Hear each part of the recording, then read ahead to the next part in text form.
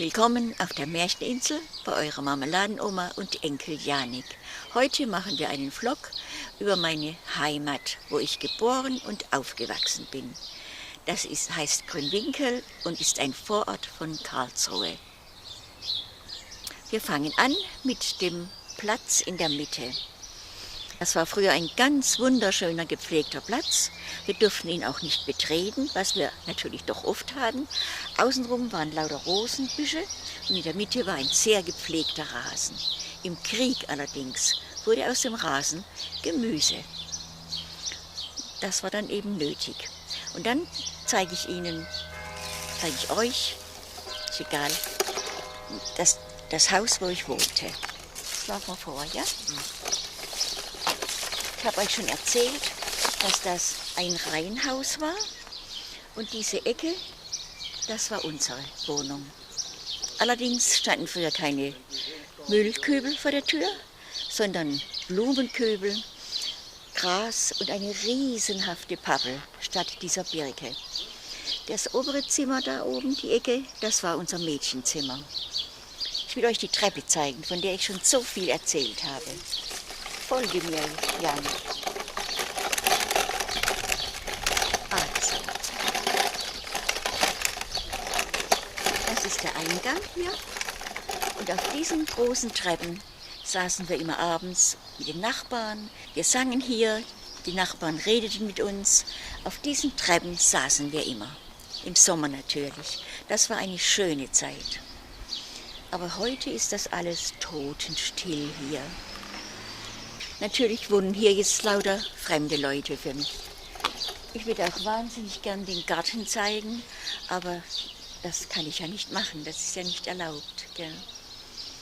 Wir gehen noch mal zurück, ich kann euch noch den Garten von außen zeigen. Mehr kann ich nicht tun, das sind fremde Leute.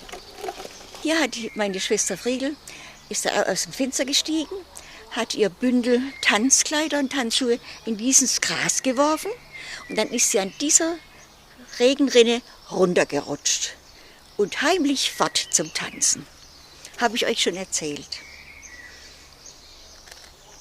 Wenn sie heimkam, hat sie frech geklingelt.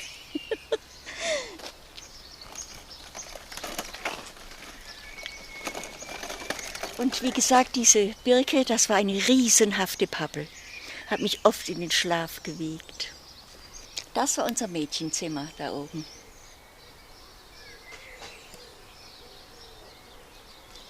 Und diese Hecken waren nur etwa so hoch und war Liguster.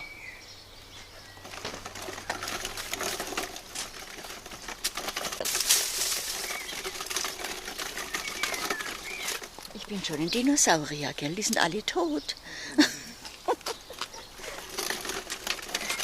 In diesem großen Garten hat ein alter Opa gewohnt, der hat mein Hermännle und mich immer eingeladen und hat immer ein Zicklein geschlachtet für uns.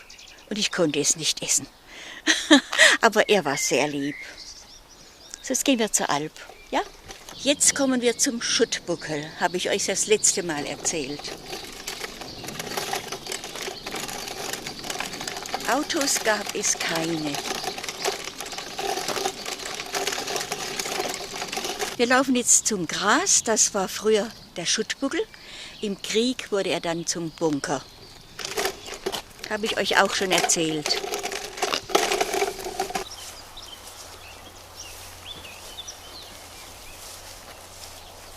Das war der Schuttbuckel, da wurde alles hingeworfen. Es gab keinen Müll, keine Müllabfuhr. Und da haben wir unsere Schätze geholt, der Herr Männle und ich. Und später war das ein Bunker im Krieg. Und das ist die große Wiese, wo ich immer lag und in die Luft träumte. Wenn ich aber jetzt da runter schaue, ist das alles gar nicht mehr schön. Ich weiß nicht, was die da bauen an der Alp. Das sieht gar nicht mehr schön aus. Und einmal, aber das war dann schon im Krieg, saßen wir unten und plötzlich rief mein Bruder Karl-Heinz, lass das liegen. Hermann und ich liefen hin und sahen runter und da lag eine große Phosphorbombe. Und unser Freund Karl hat sie genommen in den Arm und hat gelacht und hat gesagt, die werfe ich jetzt auf einen Stein. Wir alle riefen ganz entsetzt, tu es nicht. Und dann war es schon vorbei.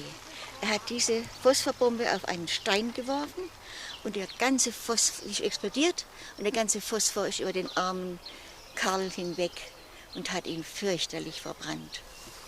Er lebte noch eine Nacht und dann war sein junges Leben vorbei. Aber das erzähle ich euch ein andermal. Dieser Weg hier, das ist der Weg zur Alp, wo wir immer gebadet haben. Und im Winter fuhren wir mit den Schlitten da runter. Meine älteste Schwester, die Fregel, musste natürlich immer die Kinder hüten, die im Verlauf von 3 Jahren auf die Welt kamen. Einmal fing sie da oben an mit dem Kinderwagen. Die hatten früher so große Räder noch, diese Kinderwagen. Da lag das Hermännle drin. Und dann ging sie missmutig mit ihm da spazieren. Da packte sie die Wut und sie starb dem Wagen einen Schubs. Der fing an zu rollen und rollte bis da runter. Und Gott sei Dank bog er ab, fuhr die Grasnarbe hinunter und kippte um. Und die Räder waren nach oben und sie war wie erstarrt. Sie dachte, jetzt ist ihr Brüderle tot. Sie kam hin, hob den Wagen um. Das Hermännle war natürlich im Deckbett gelegen, ihm war gar nichts passiert, aber er brüllte fürchterlich. Da hatte sie eine Lehre bekommen, dass man das mit den Geschwistern nicht macht. Aber es ist zu verstehen, sie musste 7 Geschwister spazieren fahren, nach und nach. So, jetzt gehen wir weiter. Hier stehen wir jetzt vor den früheren Zeishecken. Das waren hohe Berge, also für uns Kinder damals. Da wuchsen Brombeeren, Himbeeren und da haben wir Steck gespielt, legten uns auf die Teppiche. Es war eine schöne Zeit. Diese Landschaft ist mir ganz fremd geworden. Die kenne ich gar nicht.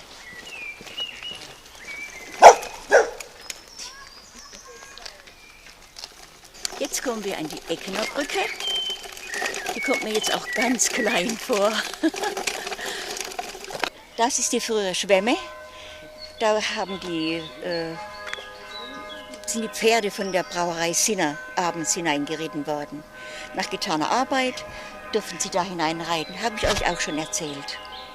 Ist natürlich alles jetzt verwahrlost. Schade, schade. Und jetzt kommt, glaube ich, für mich eine ganz schlimme Strecke. Da gehen wir jetzt hin. Unsere Waschtreppe sind alle weg.